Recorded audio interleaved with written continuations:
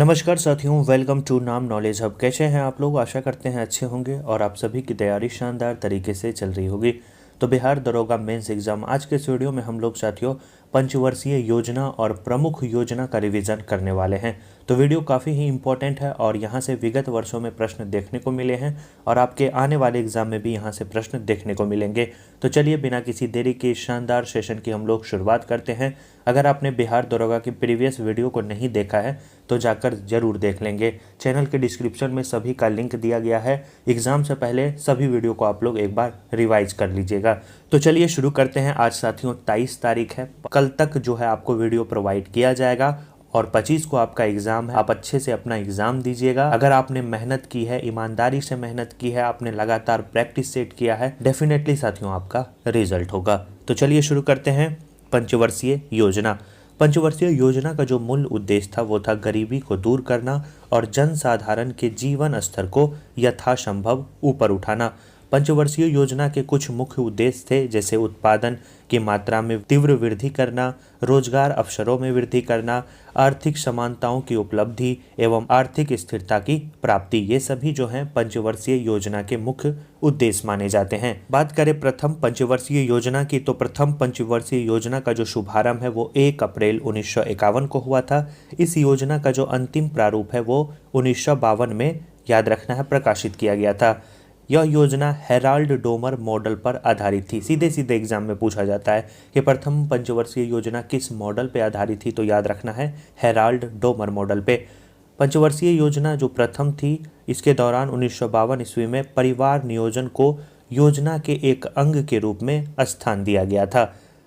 इस योजना का फोकस कृषि पर आधारित था, जिसके कारण इसमें खाद्य संकट से निपटने के लिए कृषि पर अधिक बल दिया गया था। याद रखना है, पूछा जाता है कि प्रथम पंचवर्षीय योजना पे किस पे बल दिया गया था, तो याद रखना है कृषि पे। किस मॉडल पे आधारित था, तो याद रखना है हेराल्ड डोमर मॉडल पे आधारित था। पंचवर्षीय योजना जो प्रथम था उसका कार्यकाल था 1951 से लेकर 1956।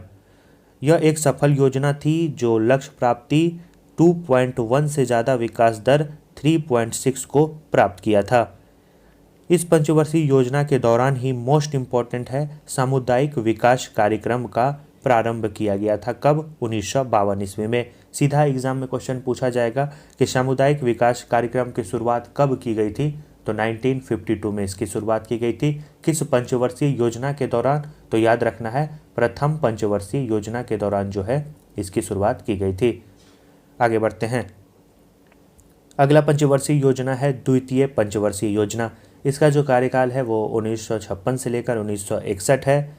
यह योजना आपको याद रखना है पीसी महालनोबिस मॉडल पर आधारित थी। इस योजना का उपनाम भौतिकवादी योजना था, याद रखना है। और इसमें भारी उद्योग एवं खनिजों को उच्च प्राथमिकता दी गई थी। पहले में कृषि को प्राथमिकता दी गई थी और इसमें भारी उद्योग एवं खनिजों को उच्च प्राथमिकता दी गई थी। द्वितीय पंचवर्षीय योजना के दौरान भारत में 3 लौह संयंत्र, याद रखना है, दुर्गापुर, राउरकेला और भिलाई की स्थापना की गई थी। दुर्गापुर के बारे में पूछा जाता है, यह ब्रिटेन के सहायता से इसकी स्थापना की गई थी। राउरकेला के बारे में याद रखना है जर्मनी की सहायता से, और भिलाई के बारे में याद रखना है रूस की सहायता से इसकी स्थापना की गई थी। एग्जाम में प्रीवियस ईयर में पूछा गया है कि दुर्गापुर, राउरकेला, भिलाई की स्थापना किस पंचवर्षीय योजना के दौरान की गई थी, तो सही उत्तर क्या हो जाता? द्वितीय पंचवर्षीय योजना। पूछा जाए दूसरी पंचवर्षीय योजना किस मॉडल पे आधारित है, तो याद रखना है पीसी महालनोबिस मॉडल। और इस योजना का मुख्य उद्देश्य था समाजवादी समाज की स्थापना करना। आगे बढ़ते हैं। अगला योजना है साथियों तृतीय पंचवर्षीय योजना। इसका जो कार्यकाल है वो 1961 से लेकर 1966 के बीच माना जाता है। यह योजना प्रोफेसर सैंडी तथा सुब्रमण्यम चक्रवर्ती मॉडल पर आधारित था। तीसरी पंचवर्षीय योजना को गॉडगिल योजना के रूप में भी हम लोग जानते हैं। इस योजना को याद रखेंगे गॉडगिल योजना के भी नाम से हम लोग जानते हैं। पूछा जाएगा कि किस योजना को गॉडगिल योजना के रूप में जाना जाता है, तो याद रखेंगे तृतीय पंचवर्षीय योजना। इस योजना में कृषि तथा उद्योग दोनों को प्राथमिकता दी गई थी। इस योजना का जो मुख्य लक्ष्य था वो अर्थव्यवस्था को गतिमान और आत्मनिर्भर बनाना था। इस योजना में राष्ट्रीय आय में वार्षिक वृद्धि 5% तथा योजना अवधि के दौरान वृद्धि लक्ष्य जो है 30% रखा गया था। यह योजना अपने लक्ष्य प्राप्ति 5.6 को प्राप्त करने में असफल रही थी। इसकी उपलब्धि रही 2.8%। इस योजना की असफलता का प्रमुख कारण बताया जाता है जैसे भारत पाकिस्तान युद्ध इसी दौरान हुए 1965 में, भारत चीन युद्ध 1962 में, भीषण सूखा आ गया 1965-66 में, जिसके कारण अगली योजना अपने समय से प्रारंभ ना हो सकी थी और यह योजना जो है पूरी तरह से असफल रही। इस योजना में याद रखना है industrial development bank of India की स्थापना की गई 1964 में, भारतीय खाद्य निगम की स्थापना की गई 1965 में और यूनिट ट्रस्ट ऑफ इंडिया की स्थापना की गई 1964 में। ये तीनों स्थापनाएं याद रखना है। भारतीय खाद्य निगम प्रीवियस ईयर में पूछा गया है। स्थापना 1965 में, मुख्यालय इसका नई दिल्ली में है और एक इस्पात संयंत्र इसमें लगाए गए थे बोकारो में, याद रखना है, झारखंड में। बोकारो में रूस की सहायता से इस्पात संयंत्र लगाए गए थे। 3 लगाए गए थे द्वितीय पंचवर्षीय योजना के दौरान, दुर्गापुर, भिलाई और राउरकेला में। 1 लगाया गया था बोकारो में तृतीय पंचवर्षीय योजना के दौरान। तो चारों के बारे में याद रखेंगे, एग्जाम में प्रश्न पूछे जाते हैं। यूनिट ट्रस्ट ऑफ इंडिया की स्थापना 1964, IDBI की स्थापना 1964 में की गई थी तृतीय पंचवर्षीय योजना के दौरान। यह असफल रही थी। इसके बाद साथियों कुछ दिनों के लिए योजना अवकाश लाया गया 1966 से लेकर 1969 में। इस 3 वर्षों को योजना अवकाश के नाम से जाना गया। इस योजना के दौरान 1966-67 में MS स्वामीनाथन द्वारा हरित क्रांति की शुरुआत की गई थी, याद रखना है। और विश्व में हरित क्रांति के जनक कौन माने जाते हैं? Norman E. बोरलॉग को जाना जाता है और भारत में हरित क्रांति के जनक MS स्वामीनाथन है, याद रखेंगे, इंपॉर्टेंट है। और MS स्वामीनाथन के बारे में आपको पता होना चाहिए, इन्हें हाल ही में भारत रत्न पुरस्कार देने की भी घोषणा की गई है। अगला पंचवर्षीय योजना है चतुर्थ पंचवर्षीय योजना। इसका जो कार्यकाल है वो आपको याद रखना है, कब से कब तक है? 1969 से लेकर 1974। इस योजना का जो शुभारंभ है वो 1 अप्रैल 1969 को हुआ। यह योजना DR गॉडगिल मॉडल पर आधारित थी। इस योजना का जो उपनाम था वो था गॉडगिल योजना। ऑपरेशन फ्लड 1970 अथवा श्वेत क्रांति जो है इसी योजना में प्रारंभ की गई। इस योजना का मुख्य बिंदु स्थिरता के साथ आर्थिक विकास तथा आत्मनिर्भरता की प्राप्ति करना था। मोस्ट इम्पॉर्टेंट है, याद रखना है। इस योजना में भारत की जो कृषि वृद्धि दर थी वो सबसे सर्वाधिक मानी जाती है। इसी योजना के दौरान 1969 में 14 बैंकों का राष्ट्रीयकरण किया गया। 1974 में पोखरण में परमाणु परीक्षण किया गया, याद रखना है। और जनसंख्या वृद्धि पर नियंत्रण लाने के लिए इस योजना में परिवार नियोजन के कार्यक्रम को भी लागू किया गया। पूछा जाता है किस योजना के अंतर्गत परिवार नियोजन के कार्यक्रम को लागू किया गया, तो वो योजना है चतुर्थ पंचवर्षीय योजना। और इसी योजना के दौरान 1971 में पहली बार गरीबी हटाओ का भी नारा पेश किया गया था। ये भी बात आपको याद रखना है। कब? 1971 में गरीबी हटाओ का जो नारा है वो पेश किया गया था चतुर्थ पंचवर्षीय योजना के दौरान। कार्यकाल कब से कब तक है? 1969 से लेकर 1974। परिवार नियोजन के कार्यक्रम इसी योजना में चालू किए गए। ऑपरेशन फ्लड चलाया गया और भारत की कृषि वृद्धि दर सर्वाधिक जो रही वो चतुर्थ पंचवर्षीय योजना के दौरान रही। ये 3-4 फैक्ट्स हैं, याद रखेंगे। और राष्ट्रीयकरण बैंकों का किया गया और पोखरण में परमाणु परीक्षण भी किया गया। यह इंपॉर्टेंट जानकारी है चतुर्थ पंचवर्षीय योजना से रिगार्डेड। अब है साथियों 5वीं पंचवर्षीय योजना। इसकी जो काल अवधि है वो 1974 से 1978 है। इस योजना में विशेष प्राथमिकता जो है कृषि क्षेत्र को प्रदान की गई थी। इस योजना का मुख्य उद्देश्य गरीबी उन्मूलन तथा आत्मनिर्भरता की प्राप्ति थी। मोस्ट इंपॉर्टेंट पॉइंट है, याद रखेंगे। इंदिरा गांधी द्वारा गरीबी हटाओ ये साथियों चतुर्थ पंचवर्षीय योजना के दौरान आपको बता दिया गया था। यह एक सफल योजना थी जो लक्ष्य प्राप्ति 4.4% से ज्यादा विकास दर 4.7% को प्राप्त किया। यह योजना अपने समय से पूर्व ही 1978 में जनता सरकार द्वारा समाप्त कर दिया गया और यह योजना मात्र 4 साल चला था। कौन ऐसी पंचवर्षीय योजना थी जो 4 साल चली थी? याद रखना है 5वीं पंचवर्षीय योजना 4 साल चली थी। इस योजना के दौरान आपको याद रखना है मोस्ट इंपॉर्टेंट फैक्ट्स। काम के बदले अनाज कार्यक्रम 1977-78 में शुरू किया गया। इस योजना में 20 सूत्री कार्यक्रम की भी शुरुआत 1975 ईस्वी में की गई थी। यह दोनों इंपॉर्टेंट फैक्ट्स हैं, डेट वाइज एग्जाम में क्वेश्चन पूछे जाते हैं। काम के बदले अनाज कार्यक्रम कब से कब तक? 1977-78। 20 सूत्री कार्यक्रम याद रखना है आपको 1975। यह योजना जो है आपको याद रखना है केवल 4 साल तक चली थी। इस योजना का मुख्य उद्देश्य था गरीबी उन्मूलन तथा आत्मनिर्भरता की प्राप्ति। आगे बढ़ते हैं। इसके बाद साथियों जनता पार्टी की सरकार आती है और अनवरत योजना चलाती है 1978 से लेकर 1980।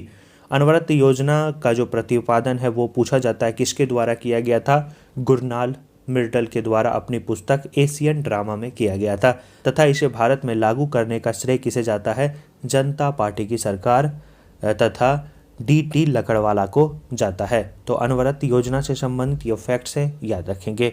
इसके बाद साथियों पुनः जो है नई सरकार बनती है और छठी पंचवर्षीय योजना की शुरुआत होती है। 1980 से लेकर 85 तक चलती है और यह योजना निवेश मॉडल पर आधारित थी। इस योजना का मुख्य उद्देश्य गरीबी तथा बेरोजगारी की व्यापकता में जो है कमी लाना था।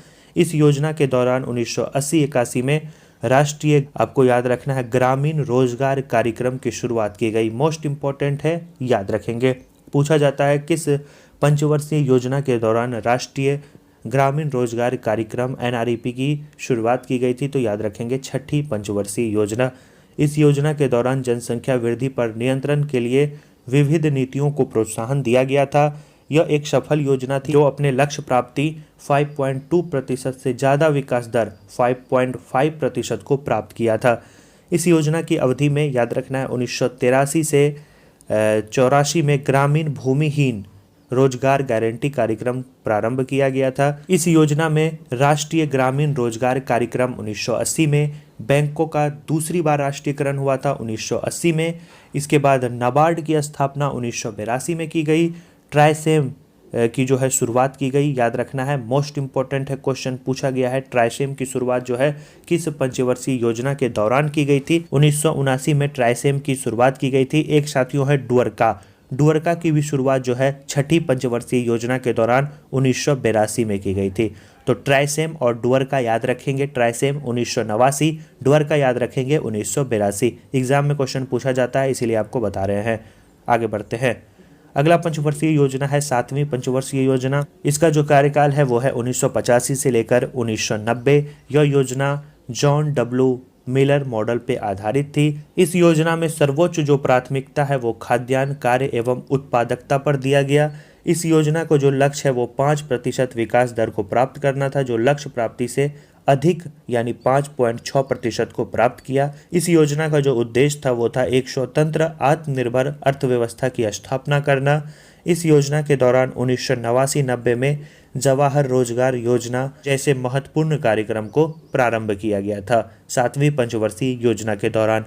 और इसकी अवधि आपको बताएं कब से कब तक? 1985 से लेकर 1990। इसके बाद साथियों कुछ दिनों के लिए योजना अवकाश लाया गया। पुनः 1992 से लेकर 97 में 8वीं पंचवर्षीय योजना की शुरुआत की गई। इस योजना अवधि में सबके लिए शिक्षा प्राप्ति के उद्देश्य से ऑपरेशन ब्लैक बोर्ड, राष्ट्रीय पोषाहार कार्यक्रम तथा अनौपचारिक शिक्षा कार्यक्रम की शुरुआत की गई। इस योजना में प्रधानमंत्री रोजगार योजना की शुरुआत 1993 ईस्वी में की गई थी। भूमंडलीकरण, निजीकरण और उदारीकरण की शुरुआत इस योजना के दौरान की गई। अगला पंचवर्षीय योजना है 9वीं पंचवर्षीय योजना। 1997 से लेकर 2002 तक यह पंचवर्षीय योजना चली। इसका मुख्य फोकस सामाजिक न्याय तथा समानता के साथ सतत विकास था। 9वीं पंचवर्षीय योजना अपने लक्ष्य को प्राप्त करने में सफल नहीं रही थी और यह एक असफल योजना मानी जाती है। इसके दौरान दूसरा परमाणु परीक्षण किया गया 11 मई 1998 को। गरीबी उन्मूलन के लिए याद रखना अन्नपूर्णा योजना की शुरुआत की गई 2000 ईस्वी में। इसी दौरान अंत्योदय अन्न योजना की शुरुआत की गई थी 2000 ईस्वी में 9वीं पंचवर्षीय योजना के दौरान। प्री में क्वेश्चन पूछा गया है, याद रखेंगे। इसके बाद है साथियों 10वीं पंचवर्षीय योजना। इसका जो कार्यकाल है वो 2002 से लेकर 2007 के बीच माना जाता है। 10वीं पंचवर्षीय योजना का जो उद्देश्य है वो था साथियों 21वीं शताब्दी में भारत को आर्थिक महाशक्ति बनाना। इस योजना के दौरान 2004 में किसान कॉल सेंटर तथा कृषि चैनल की शुरुआत जो है की गई। इस योजना के दौरान फरवरी 2004 में सोमपाल शास्त्री की अध्यक्षता में राष्ट्रीय कृषि आयोग का गठन किया गया था और इसी योजना के दौरान नरेगा को लागू किया गया था 2006 में। याद रखना है 2 फरवरी 2006 में। और नरेगा का नाम आपको पता है परिवर्तित होकर 2 अक्टूबर 2009 में क्या हो गया, मनरेगा हो गया। यह इंपॉर्टेंट फैक्ट्स हैं 10वीं पंचवर्षीय योजना से संबंधित। इसके बाद अगला योजना है 11वीं पंचवर्षीय योजना। इस योजना का जो उद्देश्य था वो समग्र आर्थिक विकास तथा भारतीय अर्थव्यवस्था को महाशक्ति बनाना। इस योजना का उद्देश्य 10वीं कक्षा तक के सभी बच्चों को गुणवत्तापूर्ण शिक्षा सुनिश्चित करने के लिए छात्रावास तथा व्यावसायिक शिक्षा सुविधाओं के प्रावधान के साथ साथ सेकेंडरी स्कूल का विस्तार करना था। इस योजना में अल्पसंख्यकों के लिए प्रधानमंत्री की 15 सूत्री योजनाएं क्रियान्वित करने पर बल दिया गया और यह योजना अवधि में 8.3% की विकास दर हासिल हुई जो अन्य सभी योजनाओं से अधिक था। याद रखना है मोस्ट इम्पॉर्टेंट है 11वीं पंचवर्षीय योजना। तो मोस्ट इम्पॉर्टेंट है, सबसे सफल योजना मानी जाती है 11वीं पंचवर्षीय योजना। इसके बाद लास्ट पंचवर्षीय योजना है 12वीं पंचवर्षीय योजना। 2012 से लेकर 2017 तक अमूमन ये चला था। इस योजना का उद्देश्य तीव्र धारणीय तथा अधिक समावेशी विकास करना था। इस योजना के दस्तावेज में राजकोषीय घाटा को सकल घरेलू उत्पाद जीडीपी के 3% तक सीमित रखने पर बल दिया गया था और यह पंचवर्षीय योजना को नरेंद्र मोदी ने 2014 में बंद कर दिया था। तो याद रखना है 12वीं पंचवर्षीय योजना। आगे इसके स्थान पे 1 जनवरी 2015 में आपको पता है नीति आयोग की शुरुआत की गई थी। अगला है साथियों इम्पोर्टेंट है, पूछा जाता है राष्ट्रीय विकास परिषद। इसकी स्थापना प्रथम पंचवर्षीय योजना के दौरान ही की गई थी 6 अगस्त 1952 में। राष्ट्रीय विकास परिषद का कार्य योजना आयोग के द्वारा तैयार योजनाओं का अध्ययन करना तथा विचार विमर्श के बाद उसे अंतिम रूप प्रदान करना था। योजना आयोग की तरह राष्ट्रीय विकास परिषद भी एक गैर संवैधानिक संस्था है। राष्ट्रीय विकास परिषद का जो अध्यक्ष होता है वो योजना आयोग के अध्यक्ष के तरह प्रधानमंत्री होते हैं तथा योजना आयोग के सचिव इसके भी सचिव होते हैं। केंद्रीय मंत्रिमंडल के सभी सदस्य, सभी राज्यों के मुख्यमंत्री तथा केंद्रीय प्रदेशों के प्रशासक एवं योजना आयोग के सभी सदस्य राष्ट्रीय विकास परिषद के सदस्य माने जाते हैं। तो राष्ट्रीय विकास परिषद से संबंधित ये जानकारी है, याद रखेंगे। अब साथियों इम्पोर्टेंट है भारत सरकार की प्रमुख योजनाएं, एक बार रिवीजन कर लेते हैं फटाफट हम लोग। अगर चैनल पे पहली बार आए हैं चैनल को सब्सक्राइब जरूर कर लेंगे। अभी तक वीडियो को लाइक नहीं किए हैं तो ज़रूर लाइक कर दीजिएगा। डिजिटल इंडिया कार्यक्रम 21 अगस्त 2014 को इसकी शुरुआत की गई। प्रधानमंत्री जनधन योजना की शुरुआत 28 अगस्त 2014। दीनदयाल उपाध्याय अंत्योदय योजना की शुरुआत 2014 में की गई थी। स्वच्छ भारत मिशन की शुरुआत गांधी जयंती के अवसर पर 2014 में की गई। संसद आदर्श ग्राम योजना की शुरुआत भी 2014 में। मिशन इंद्रधनुष टीकाकरण की शुरुआत 25 दिसंबर 2014 में। उड़ान 2017 में। भारतमाला परियोजना 2017 में। कर्मयोगी मानधन योजना 19 में। प्रधानमंत्री किसान सम्मान निधि योजना मोस्ट इम्पॉर्टेंट है 2019 में इसकी शुरुआत की गई। स्वनिधि योजना 2020 में। अटल भूजल योजना 25 दिसंबर 2019 में इसकी शुरुआत की गई। इसके बाद जो इम्पोर्टेंट पूछा जाता है वो पूछा जाता है साथियों बेटी बचाओ बेटी पढ़ाओ योजना। इसकी शुरुआत 22 जनवरी 2015 में। सुकन्या समृद्धि योजना 22 जनवरी 2015 में। गरीब कल्याण योजना की बात करें तो 2020 में इसकी शुरुआत की गई। किसान रेल योजना 2020 में। कौशल विकास योजना मोस्ट इम्पॉर्टेंट 2015 में। सागरमाला परियोजना 2015 में। आत्मनिर्भर भारत अभियान की बात करें तो 12 मार्च 2020 में। प्रधानमंत्री आत्मनिर्भर स्वस्थ भारत योजना 1 फरवरी 2021 में। मुद्रा बैंक योजना 2015 में। उजाला योजना मोस्ट इम्पॉर्टेंट है 1 मई 2015 में। प्रधानमंत्री सुरक्षा बीमा योजना की बात करें तो 2015 में इसकी शुरुआत की गई। अटल पेंशन योजना 2015 में। स्मार्ट सिटी 2015 में। डिजिटल इंडिया 1 जुलाई 2015 में इसकी शुरुआत की गई। इसके बाद साथियों पूछा जाता है प्रधानमंत्री फसल बीमा योजना, इसकी शुरुआत 2016 में की गई। Startup India 2016। सेतु भारतम योजना 2016। प्रधानमंत्री उज्ज्वला योजना 1 मई 2016। इसके बाद पूछा जाए प्रधानमंत्री गति शक्ति नेशनल प्लान 13 अक्टूबर 2021। पीएम मित्र योजना अक्टूबर 2021। इसके बाद पूछा जाए अग्निपथ योजना 2022। इस्माइल योजना के बारे में पूछा जाए 12 फरवरी 2022, पीएम श्री योजना 2022। इसके बाद गरीब कल्याण अन्न योजना की बात करें तो 2023, आरोग्य मंत्री योजना की बात करें तो 2023 में इसकी शुरुआत की गई थी। इसके बाद उज्ज्वला 2.0 की शुरुआत 10 अगस्त 2021 को की गई थी। तो ये प्रमुख योजना है जिससे एग्जाम में प्रश्न पूछे जाते हैं। आशा करते हैं इस वीडियो से अगर आपके एग्जाम में क्वेश्चन पूछा जाएगा तो आप बिल्कुल उसका सही उत्तर देंगे। वीडियो अच्छा लगा वीडियो को लाइक कर दीजिए, चैनल को सब्सक्राइब कर दीजिए और वीडियो को दोस्तों और ग्रुप में जरूर शेयर कर दीजिएगा। धन्यवाद साथियों।